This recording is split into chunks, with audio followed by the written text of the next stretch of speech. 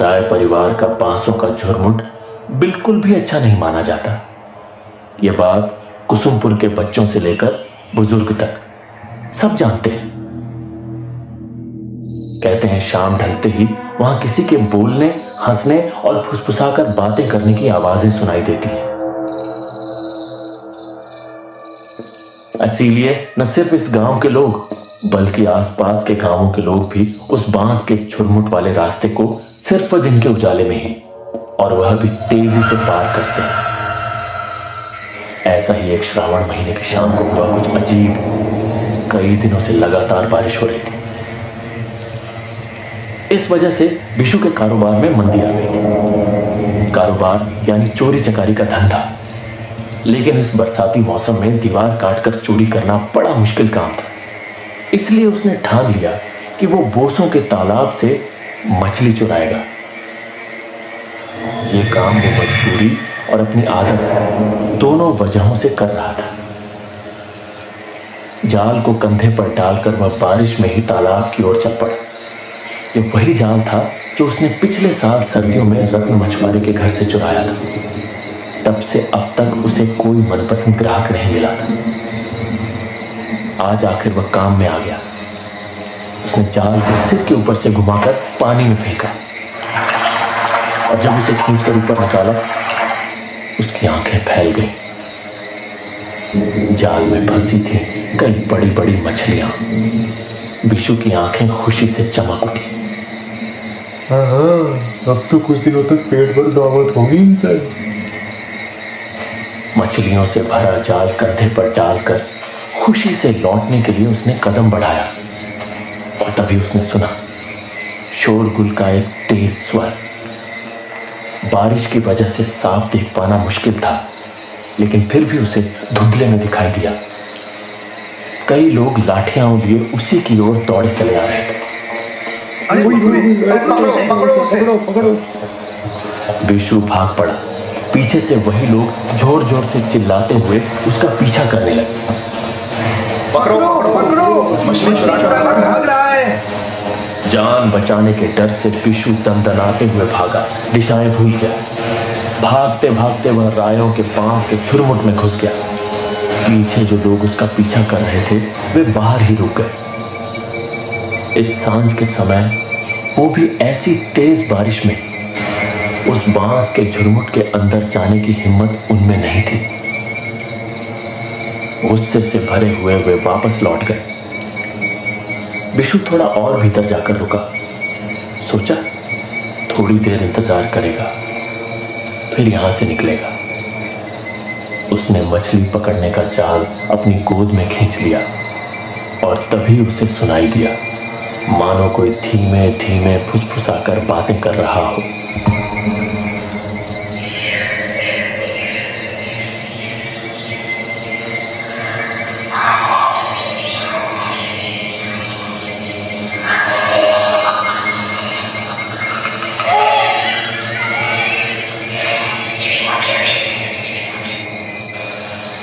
डर से बिशु का सीना कांप उठा। उसने घबराकर इधर उधर देखा। उसे ऐसा लगा मानो किसी छायानुमा आकृति की तरह कोई या शायद कई लोग उसकी ओर बढ़ रहे हो। बिशु भागकर निकलने ही वाला था कि उसके हाथ भर दूरी पर एक बांस की टूटी हुई डंडी पड़ी।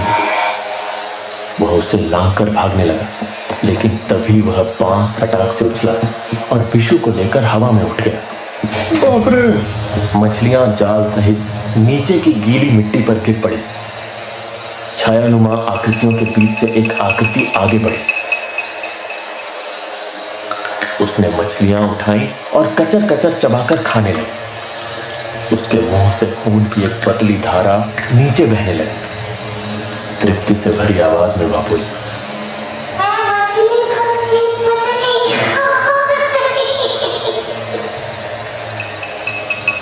इसके बाद कई दिन बीत गए। कल्लू डोम बांस काटने उस बांस के झुरमुट में गया था। वहीं उसे बिशु की लाश मिली, जो एक बांस के पेड़ की ऊपरी डंडी पर लटकी हुई थी। इस बांस के झुरमुट को लेकर लोगों के मन में पहले भी डर था, लेकिन अब वह डर और बढ़ गया। कोई भी उस झुरमुट के आसपास जाने की हिम्मत नहीं करता था। लेकिन एक दिन एक घटना हुई। नबीन मछुआरा अपनी पत्नी के साथ बेटी के घर से लौट रहा था। बेटी ने बहुत सामान दिया था और उन्हीं चीजों में एक डिब्बे में तली हुई मछलियां भी थी।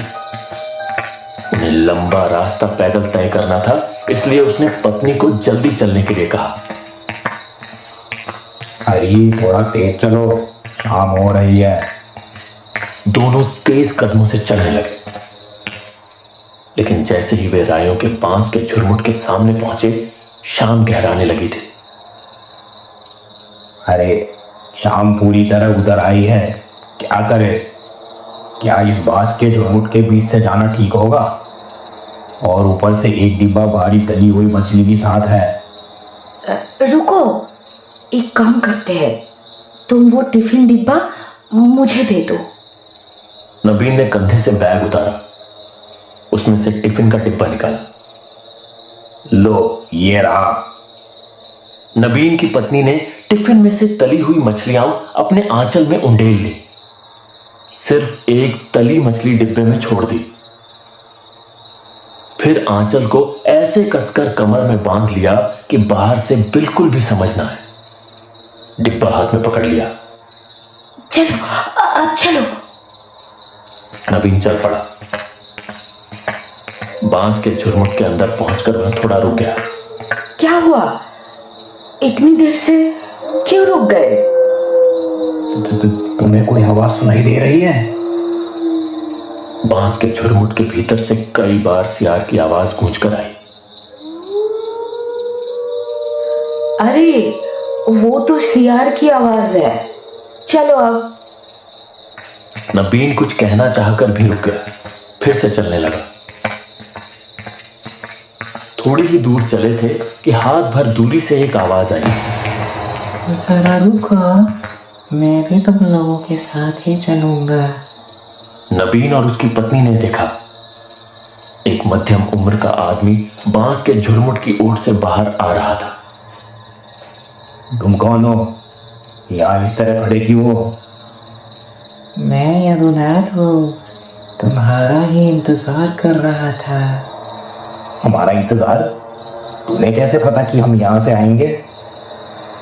मतलब कि एक तुम्हारे लिए नहीं, अकेले इस बांस के झुरमुट को पार करने में डर लगता है, इसीलिए। डर? किस बात का डर?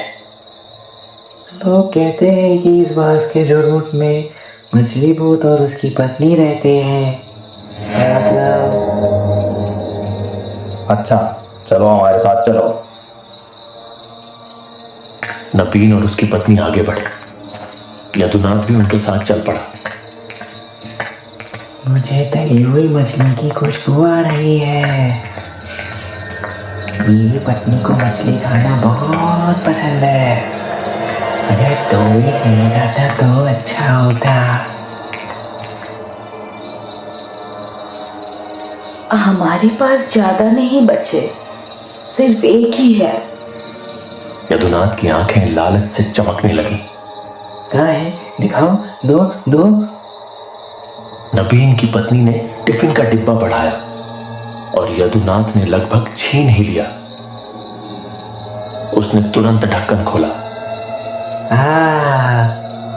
कैसी अच्छी खुशबू है, लेकिन तुम्हारे पास और भी है। नहीं, बिल्कुल नहीं। क्यों खड़े हो ऐसे? चलो आगे बढ़ो। दोनों आगे बढ़ने ही वाले थे कि तभी बगल के बांस झुरमुट के पीछे से घूंघट ढकी एक औरत बाहर आ गई। नबीन चीख उठा। अरे भागो, अब मछली भूत के चक्कर में फंस गए। दोनों दौड़ पड़े। पीछे से वही घूंघट वाला अंधेरा सा आकृति तेजी से उनके पीछे दौड़ रही थी। जाओ मत, मुझे वो मछलियाँ दे दो ना, बस दे दो। कुछ ही दूर गए थे कि एक भयानक बवंडर उनके सामने उठ खड़ा हुआ। काले धुएं जैसा घूमता हुआ वह बवंडर दोनों को घेरने लगा। अरे तू ठीक हो ना? कोई उत्तर नहीं आया। क्या हुआ? जवाब क्यों नहीं दे रही? फिर भी कोई उत्तर नहीं। नबीन बवंडर के अंदर भी अपनी पत्नी को तलाशता रहा, लेकिन उस काले धुएं में उसे कुछ दिखाई नहीं दिया। कुछ देर बाद बवंडर थम गया। नबीन ने खुद को संभाला, तभी उसके कानों में एक धीमी कराह सुनाई दी। ओह! नबीन ने देखा, थोड़ी दूरी पर उसकी पत्नी गिरी पड़ी है। वह दौड़कर पहुंचा, उसे झकझोरा। एक पल के लिए उसके भीतर अजीब बेचैनी उठी। अरे क्या हुआ तुम्हें? उसकी पत्नी की आंखें धीरे धीरे खुली। उसने नबीन को एक अजीब अनचाही नजर से देखा, फिर चुपचाप उठकर आगे चल दी। नबीन भी चुपचाप उसके पीछे चल पड़ा। लेकिन अगर नबीन उस वक्त पीछे मुड़कर देख लेता तो उसे दिखता कि जहां उसकी पत्नी गिरी थी वहां अब ढेर सारी मछलियों की कांटे पड़ी थी। इसके बाद 2 दिन बीत गए। नबीन की पत्नी दिन भर चुपचाप लेटी रहती, घर के काम भी नहीं करती, खाने को कुछ नहीं चाहती, पर जैसे ही मछली पकती वह बेचैन हो उठती। यह बात बेहद संदिग्ध थी। नबीन को भी अब शक होने लगा था। एक रात उसका शक सच साबित हो गया। नबीन बिस्तर पर सो रहा था जब अचानक उसे कड़ कड़ करके कुछ चबाने की आवाज सुनाई दी। वह चौंक कर उठ बैठा। देखा, उसकी पत्नी बिस्तर पर नहीं है। उसका दिल तेज धड़कने लगा। उसने गौर से सुना, आवाज किस ओर से आ रही है। वह फौरन बिस्तर से उतरा और रसोई की ओर बढ़ा। रसोई का दरवाजा आधा खुला था। खिड़की से चांद की हल्की रोशनी फर्श पर पड़ रही थी। उस रोशनी में नबीन ने जो देखा उससे उसका खून ठंडा पड़ गया। फर्श पर एक औरत बैठी थी, पैर मोड़कर झुकी हुई। उसके सामने मछलियों की कांटे पड़ी थी और वह औरत कड़कड़ की आवाज में तली हुई मछली चबा रही थी। ये मेरी पत्नी नहीं है। ये मेरी पत्नी नहीं है। ये तो मछली भूत की पत्नी है। एक पल को नबीन सन्न रह गया, फिर चुपचाप वापस बिस्तर पर आकर लेट गया। जागते हुए ही पड़ा रहा। कुछ देर बाद उसकी पत्नी वापस आई। कहाँ गई थी? नल के पास। पत्नी लेट गई, लेकिन नबीन पूरी रात जागता रहा, सीने में डर लिए, हर आवाज से चौंकता हुआ। अगली सुबह सूरज निकलने से पहले ही नबीन जाल कंधे पर डालकर मछली पकड़ने चला गया, पर उसका मन काम में बिल्कुल भी नहीं लग रहा था। बार बार उसकी आंखों के सामने उभर रहा था वही भयानक दृश्य। एक औरत जमीन पर बैठी और कड़कड़ की आवाज में तली हुई मछली चबा रही है। नबीन बाजार में मछली बेच रहा था, लेकिन मन कहीं और था। तभी उसने देखा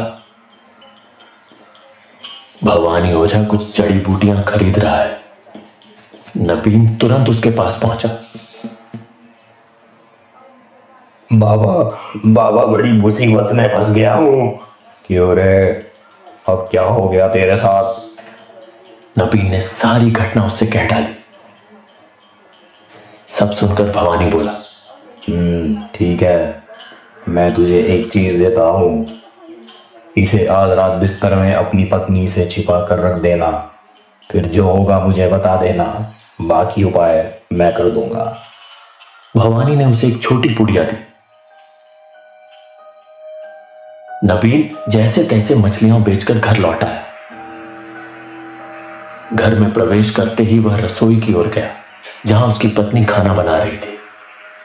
अरे सुनो, इन मछलियों को आज जरा ज्यादा कुरकुरी और मसालेदार बनाना। घर के अंदर जाकर चुपचाप वह पुड़िया बिस्तर के गद्दे के नीचे छिपा दी। दोपहर के खाने के बाद नबीन बिस्तर पर लेट गया। थोड़ी देर बाद उसकी पत्नी भी लेटने आई, लेकिन जैसे ही उसने बिस्तर पर पीठ रखी वह चौंक कर उछल पड़ी। अरे, क्या हुआ?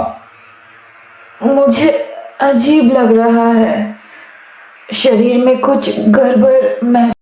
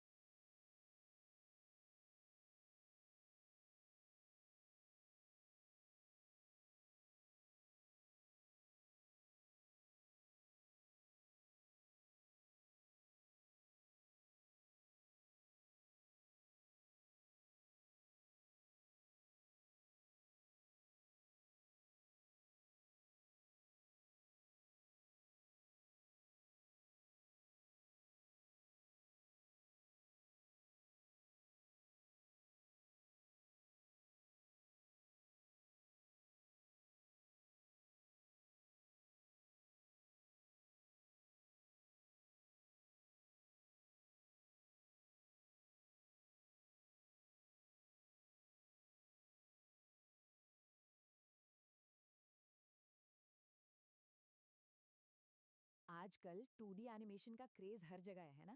बच्चे हों या बड़े, सब इन कहानियों के दीवाने हैं। आज के इस खास एक्सप्लेनर में हम एक 5 घंटे के लंबे ट्यूटोरियल को बिल्कुल छोटे और आसान हिस्सों में तोड़ने वाले हैं। हम समझेंगे कि आखिर एक पॉकेट स्टूडियो प्रोडक्शन पाइपलाइन काम कैसे करती है। अब जरा इस नंबर पर गौर कीजिए, 1 करोड़ 20 लाख, मतलब 12 मिलियन सब्सक्राइबर्स। ऐसी सिंपल 2D एनिमेटेड कहानियां बनाने वाले चैनल्स इतनी बड़ी ऑडियंस तक पहुंच रहे हैं, ये कोई छोटी बात थोड़ी है। सोर्स डेटा बताता है कि ये चैनल सिर्फ व्यूज नहीं बटोर रहे, बल्कि हर महीने डॉलर्स में जबरदस्त रेवेन्यू भी कमा रहे हैं। और पता है सबसे मजेदार बात क्या है? ये सब बिना किसी बड़े करोड़ों के स्टूडियो सेटअप के हो रहा है। तो चलिए देखते हैं कि ये आखिर होता कैसे है। एक वक्त था जब लगता था कि एनिमेशन के लिए एक सुपर कंप्यूटर या हजारों डॉलर के महंगे इक्विपमेंट्स चाहिए ही होंगे। लेकिन अब वो पुरानी बातें हो गई हैं। अब एक हॉलीवुड स्टाइल प्रोडक्शन चलाने के लिए सिर्फ 2 चीजों की जरूरत है, एक बेसिक सा 3 GB रैम वाला स्मार्टफोन और एक फ्री इंटरनेट कनेक्शन। बस यही तो इस नए डिजिटल दौर की सबसे बड़ी ताकत है। इस पूरे प्रोसेस को हमने एक आसान असेंबली लाइन की तरह बांट दिया है। सबसे पहले बात करेंगे द पॉकेट एनिमेशन स्टूडियो की, उसके बाद एआई के जरिए स्क्रिप्टिंग, फिर एकदम असली लगने वाली आवाजें या लाइफ लाइक वॉइसेस जनरेट करना, चौथे नंबर पर बैकग्राउंड्स और प्रॉप्स इकट्ठा करना, और आखिर में द फाइनल असेंबली। तो चलिए शुरुआत करते हैं अपने पहले कदम से, द पॉकेट एनिमेशन स्टूडियो, यानी अपने फोन के सॉफ्टवेयर्स को ही अलग अलग स्टूडियो डिपार्टमेंट्स की तरह इस्तेमाल करना। अब आते हैं अगले पड़ाव पर, स्क्रिप्टिंग विद एआई। इसे हम अपना वर्चुअल राइटर्स रूम भी कह सकते हैं। एक ब्लैंक पेज से शुरुआत करना हमेशा मुश्किल होता है। क्रिएटिव ब्लॉक तो किसी को भी आ सकता है, लेकिन इस पाइपलाइन में चैट जीपीटी को एक हेड राइटर की तरह यूज किया जाता है। एक बिल्कुल फ्रेश कॉपीराइट फ्री स्क्रिप्ट निकालने के लिए एक बहुत ही सिंपल और सटीक प्रॉम्प्ट दिया गया। एक ईमानदार किसान की कहानी 1000 शब्दों में। सोचिए, बस इतने से निर्देश से एक पूरी कहानी की नींव रख दी जाती है। और इस छोटे से प्रॉम्प्ट का रिजल्ट क्या निकल कर आता है? मिलती है हमें सज्जनपुर के रामू की कहानी। एक ऐसा मेहनतकश किसान जिसे अपने खेत में सोने के सिक्कों से भरा एक घड़ा मिलता है।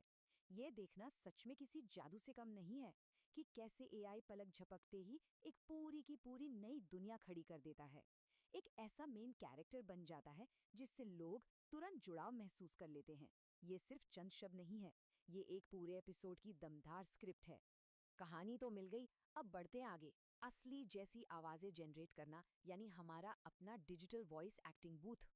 स्क्रिप्ट तो लिख ली, पर उस खामोश टेक्स्ट में जान कैसे फूंकी जाए, वो भी बिना किसी महंगे स्टूडियो माइक के। नरेशन के लिए आमतौर पर दो तरीके अपनाए जाते हैं। एक तरफ है 11 लैब्स जैसी एआई सर्विस, जो टेक्स्ट को बिल्कुल इंसानों जैसी इमोशन से भरी आवाज में बदल देती है। और दूसरी तरफ है लेक्सिस ऑडियो एडिटर। इसका इस्तेमाल तब होता है जब खुद की रिकॉर्ड की हुई रॉ आवाज को साफ, क्रिस्प और एकदम प्रोफेशनल टच देना हो। अब ये एआई वॉइस वाला जादू काम कैसे करता है? प्रोसेस बड़ा ही सिंपल और स्ट्रक्चर्ड है। सबसे पहले अपनी स्क्रिप्ट को जनरेटर में पेस्ट करना होता है। उसके बाद स्पेलिंग और ग्रामर ठीक की जाती है ताकि उच्चारण एकदम परफेक्ट आए। फिर बारी आती है कास्टिंग की, जैसे नरेटर के लिए जीजी और हमारे किसान रामू के लिए सैम की आवाज चुन ली।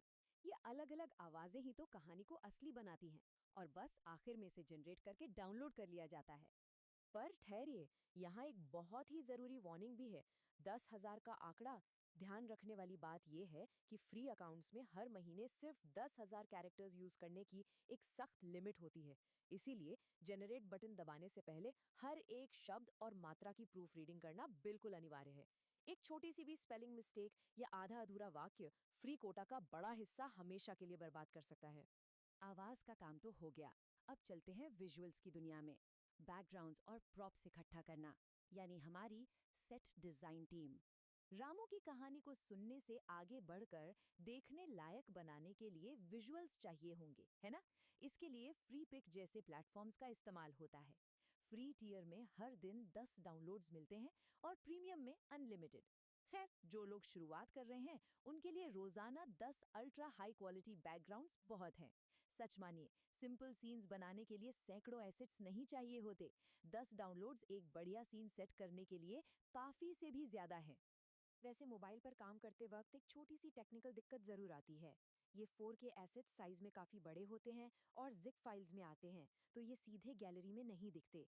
पर इसका सल्यूशन बड़ा आसान है। पहले जिप फाइल डाउनलोड करनी है, फिर फोन का फाइल मैनेजर खोलकर उन्हें किसी सेंट्रल फोल्डर में एक्सट्रैक्ट कर लेना है। और लीजिए, अब वो गैलरी में यूज करने के लिए बिल्कुल रेडी हैं। सही प्रॉप ढूंढने का एक बहुत बड़ा सीक्रेट बताते हैं। अगर हम सिर्फ ट्रैक्टर सर्च करेंगे तो एकदम असली फोटो आएगी जिसमें शैडोज होंगी। अब ये असली फोटो एक 2D कार्टून की दुनिया में तो बिल्कुल अजीब और बेमेल लगेगी। लेकिन कीवर्ड में सिर्फ एक शब्द जोड़ दीजिए, एनिमेटेड। ट्रैक्टर एनिमेटेड सर्च करते ही एकदम परफेक्ट 2D वेक्टर एसेट्स मिल जाते हैं जो कहानी के माहौल में एकदम फिट बैठते हैं। कुछ और बेसिक रूल्स हैं जिन्हें फॉलो करना काफी फायदेमंद होता है। विजुअल्स हमेशा 2D एनिमेटेड स्टाइल में ही होने चाहिए और उनमें कोई नेचुरल शैडोज नहीं होनी चाहिए। अगर कोई एनिमेटेड बैकग्राउंड क्लिप ले रहे हैं तो उसे 15 सेकंड से कम का ही रखना बेहतर है। और सबसे खास टिप, कुल्हाड़ी, बादल या पेड़ जैसी आम चीजों को एक बार डाउनलोड करके अपनी एक डिजिटल इन्वेंट्री बना लेनी चाहिए। इससे आगे के प्रोजेक्ट्स में टाइम की बहुत बचत होती है। और आखिर में अब हम पहुंच गए हैं अपने आखिरी और सबसे मजेदार पड़ाव पर, द फाइनल असेंबली। यहाँ रामू की कहानी सच में जिंदा होती है। इस पूरे सिस्टम को हम असेंबली लाइन इकोसिस्टम कह सकते हैं। ये एक ऐसी इंटरकनेक्टेड चेन है जहाँ अलग अलग एप्स डिपार्टमेंट्स की तरह जुड़ते हैं। सोचने वाली बात है, यहाँ एक मोबाइल फोन किसी महंगे एडिटिंग सूट का नहीं, बल्कि एक सेंट्रल हब का काम करता है। ये वो जगह है जहाँ एआई की लिखी स्क्रिप्ट, वो बेहतरीन आवाजें और डिजिटल प्रॉप्स सब एक एडिटिंग सॉफ्टवेयर में मिलकर एक पूरी कहानी का रूप ले लेते हैं। इस पूरे एक्सप्लेनियर के बाद एक बहुत ही गहरा सवाल सामने आता है। अगर करोड़ों व्यूज और डॉलर्स का रेवेन्यू बनाने वाला ये पूरा डिजिटल एम्पायर सिर्फ एक 3 GB रैम वाले फोन पर खड़ा किया जा सकता है, तो ऐसी कौन सी अगली कहानी है जो दुनिया के सामने आने का इंतजार कर रही है? सच तो ये है कि अब रास्ता रोकने वाली कोई तकनीक या पैसा नहीं है। रुकावट है तो सिर्फ हमारी कल्पना। उम्मीद है कि इस विश्लेषण ने जरूर कुछ नए आइडियाज दिए होंगे। हमारे साथ इस एक्सप्लेनर में जुड़ने के लिए बहुत बहुत शुक्रिया।